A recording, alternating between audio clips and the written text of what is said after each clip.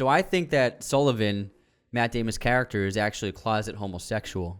There are several subtle hints throughout the film that can lead to you coming to the conclusion that he's hiding this closet homosexuality. And I have a few examples. So there's several times in the film where he overcompensates for his masculinity when it ever comes into question in any way. For example, when Alec Baldwin asks him how it's going with his girlfriend, if his dick's working or something, he goes, "Oh yeah, it's working. Overtime. It's overtime. Overtime. It's great. She's a doctor." But we know that it's not working at all, and he's having problems in bed with his girlfriend. So he's having impotency problems. So he's having trouble in bed, yet he's lying about it and actually overcompensating for it within another man when it comes to his masculinity.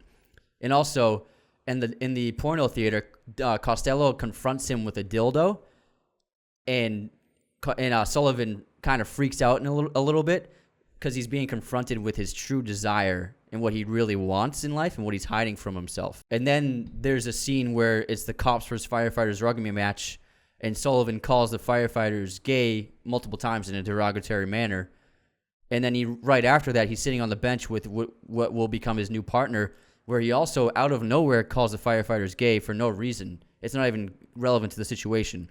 And I feel like that could have possibly been a moment where he's testing this new friend of his to see if maybe he's gay. And he's kind of like testing the boundaries of how would he react to me saying that the firefighters are gay. It's an interesting theory. And then another one. Yeah, so the thing is, so ultimately Sullivan as a character, he's living a lie. His entire life is a lie. And so if he's lying about everything, if he's lying about being a straight cop who's committed to justice and serving the law, we know that's not true. So it begs the question, he could be a closet homosexual the entire time who's hiding it because he's not living his truth. It's possible. That's a really, really great analysis, I think. I haven't heard that theory yet before. But when I had never thought closet homosexual from the impotency, but I took from it that, spoiler alerts here, that when Vera Farmiga's character gets pregnant, that Billy Costigan's the father rather than Colin Sullivan, because Colin Sullivan has impotency issues, which is a theme with evil characters in this movie. Yeah. For example, Frank Costello has impotency issues. Remember Matt Damon at the end of the movie, right before he kills him, he says, all that, what does he say? All that effing. All that fucking and no sons.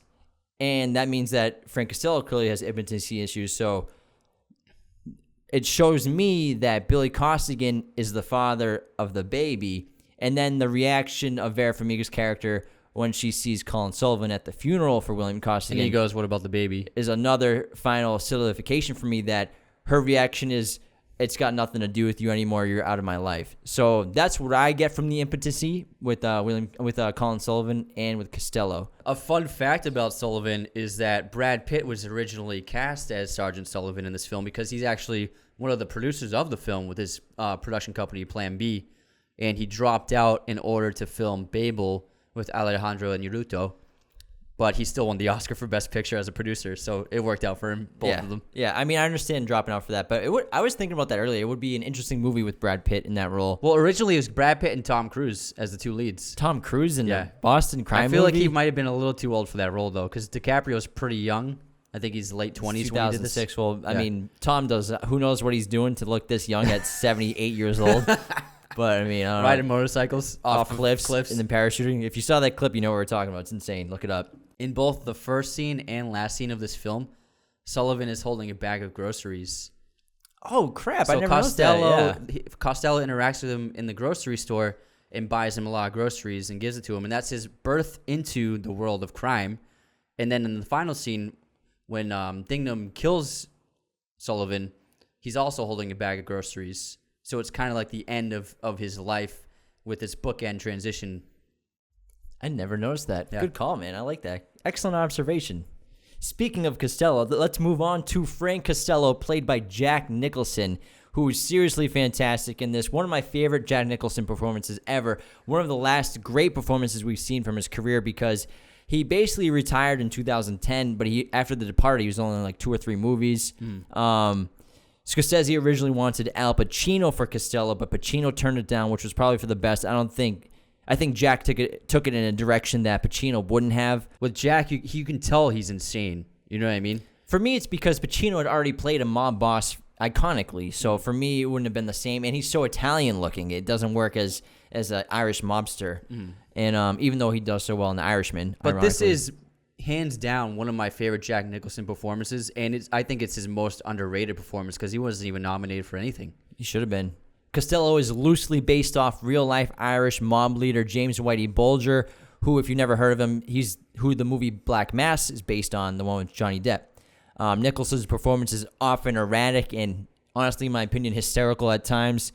And to me, Costello seems like somebody who's very intelligent, he's sharp as a blade, but also completely indulgent to pleasures of sex, drugs, power.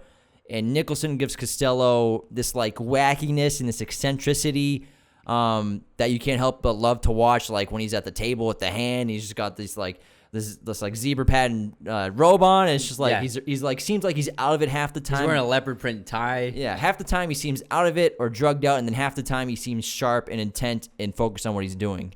Nicholson actually improvised most of his scenes and most of his dialogue in this film.